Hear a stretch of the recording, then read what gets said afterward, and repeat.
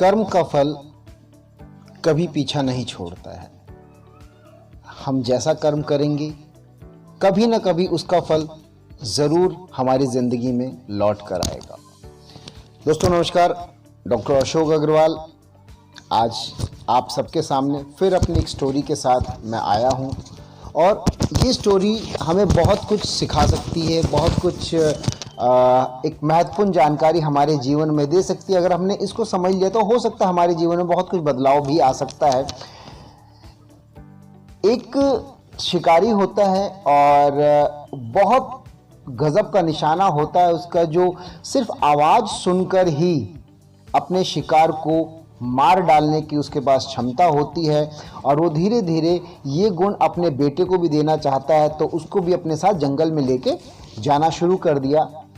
और एक बार की बात होती है कि उसका जो बेटा है किसी कारणवश शिकारी के साथ नहीं जा पाया, क्योंकि वो घर पे नहीं था। शिकारी अकेले ही जंगल में चला जाता है और उसे झाड़ियों के पीछे कुछ आवाज़ सुनाई देती है। वो दूर से आवाज़ की दिशा में तीर चला देता है और वो तीर ठीक निशाने पे लगता है और वो एक हिरन का बच्चा होता है जो तीर लगने से मर जाता है।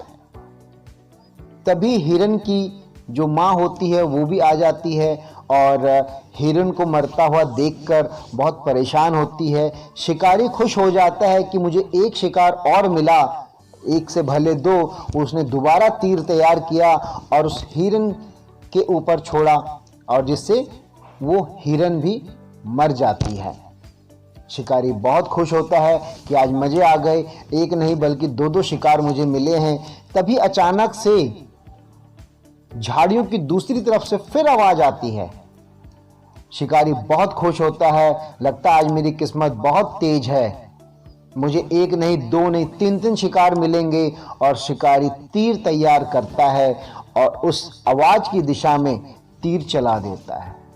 लेकिन इस बार आवाज किसी जानवर की नहीं थी, इस बार आवाज किसी मनुष्य की थी, किसी बच्चे की आवाज की थी। और शिकारी जब वहां जाकर देखता है तो शिकारी हैरान हो जाता है और दर्द से तड़प उठता है, क्योंकि वो जो तीर लगा था वो शिकारी के बच्चे को लगा था, जो घर पर नहीं था। वो अपने पिता को ढूंढते हुए जंगल में आ जाता है और इस बात का पता शिकारी को नहीं होता है।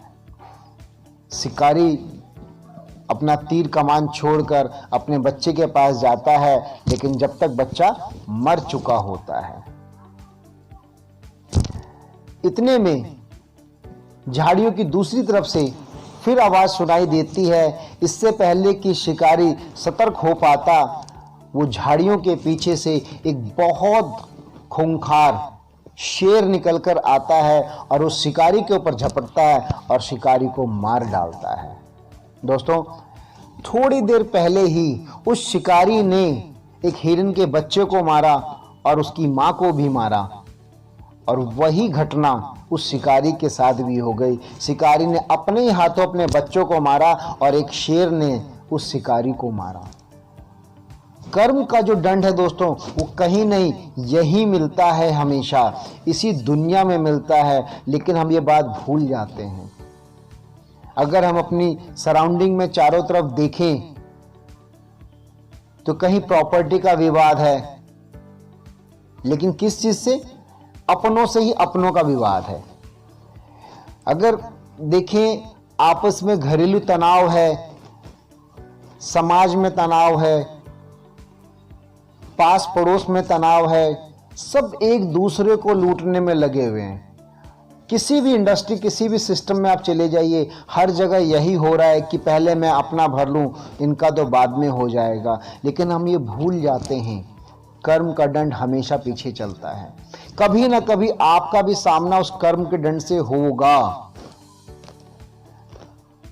मैं एक नेटवर्कर हूं, नेटवर्क लीडर हूं, इंटरनेशनल बिजनेस करता हूं मैं, राइट। आप हिस्ट्री उठा के देख सकते हैं, नेटवर्क इंडस्ट्री में भी जिन लीडर्स ने अपनी ही टीम को खराब किया, कैसे?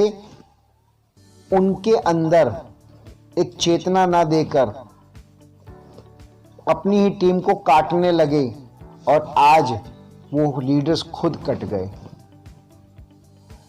दोस्तों, कर्म बहुत बड़ी चीज है, इसीलिए श्रीमद् भगवत गीता में भी कहा गया है, कर्मण्यवाधि आस्ते मां फलेषु कदाचनम।